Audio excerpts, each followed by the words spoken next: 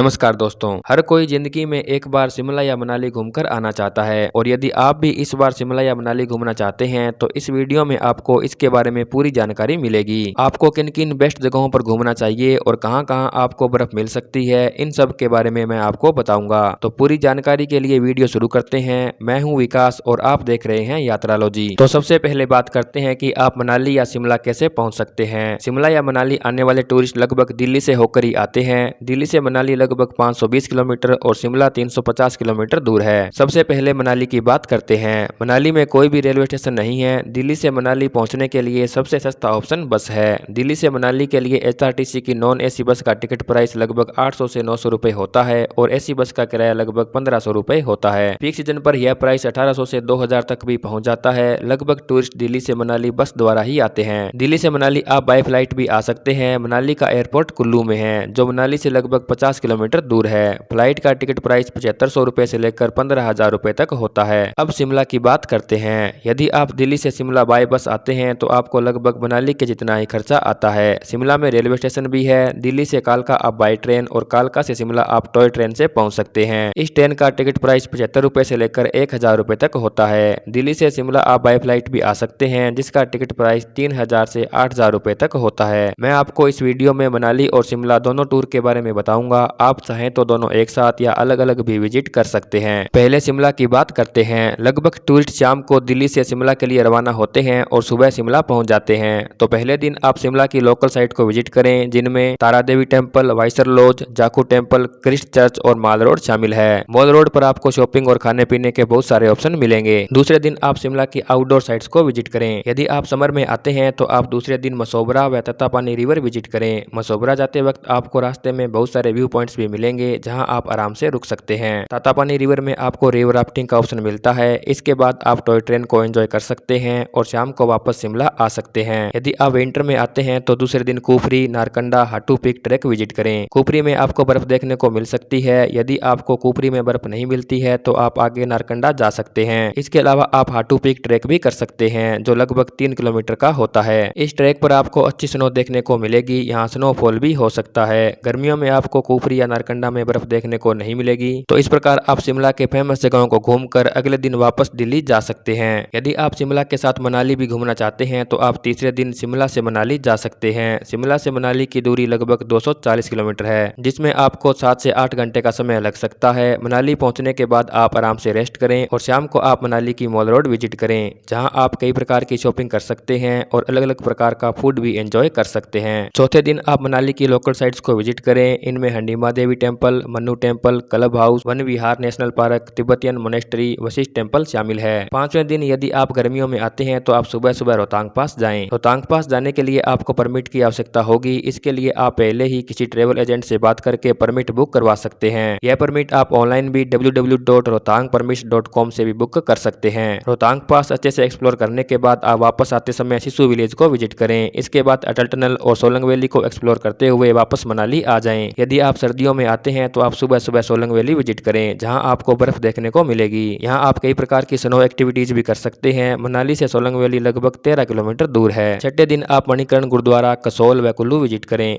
रास्ते में आपको बहुत सारी एडवेंचर एक्टिविटीज करने का भी मौका मिलेगा, जैसे river rafting, paragliding, hot air balloon आदि। इस प्रकार आप 6 दिन में शिमला और मनाली आराम से घूम सकते हैं। यहाँ घूमने के लिए बेस्ट टाइम की बात करें तो आप यहाँ दिसंबर से मार्च या अप्रैल से जून के बीच आ सकते हैं। मानसून में यहाँ आना आपको अवॉइड करना चाहिए। शिमला में बर्फ की बात करें तो आपको दिसंबर से मार्च के बीच में बर्फ देखने को मिल सकती है। सोलंग वैली में आपको दिसंबर से अप्रैल के बीच बर्फ देखने को मिलेगी। रोहतांग पास में आपको अप्रैल जुलाई के बीच भी स्नो देखने को मिल सकती है। वैसे जनवरी से मार्च के बीच में शिमला और मनाली दोनों ही जगह बर्फ मिल सकती है। और यदि आप स्नोफॉल को एंजॉय करना चाहते हैं तो आप गूगल पर एक बार वेदर चेक कर सकते हैं, क्योंकि कभी कभी गूगल वाला वेदर भी सही हो जाता है। शिमला की टॉय ट्रेन की टिकट आपको एडवांस ही बुक कर लेनी चाहिए। आप जो भी प्लान बनाए समय रहते पहले ही बना लें, ताकि आपको बाद में किसी भी तरह की परेशानी ना हो। अब बात करते हैं कि यहाँ पर आपका कितना खर्चा लग सकता है। यहाँ आपको एक अच्छा होटल 2000 रुपए पर नाइट के हिसाब से 2 एडल्ट के लिए मिल जाता है। यहाँ खाने पीने की बात करें तो यहाँ आपको एक दिन के 1000 रुपए 2 व्यक्तियों के लिए रख लेने चाहिए। यदि आप कार से साइट सीइंग करते हैं तो 2 दिन में कार का खर्चा 4000 रुपए तक आ सकता है। मनाली से रोहतांग पास जाने के लिए 5000 और सोलंग वैली के लिए 1500 रुपए खर्च करने पड़ सकते हैं। लगभग 11 से 12 हजार रुपए आपका कार से ट्रांसपोर्टेशन का खर्चा लग सकता है। अब 2 व्यक्तियों के टोटल खर्चे की बात करें तो 2 व्यक्तियों के लिए शिमला मनाली आने के लिए 10,000 रुपए होटल के 5 नाइट के लग जाएंगे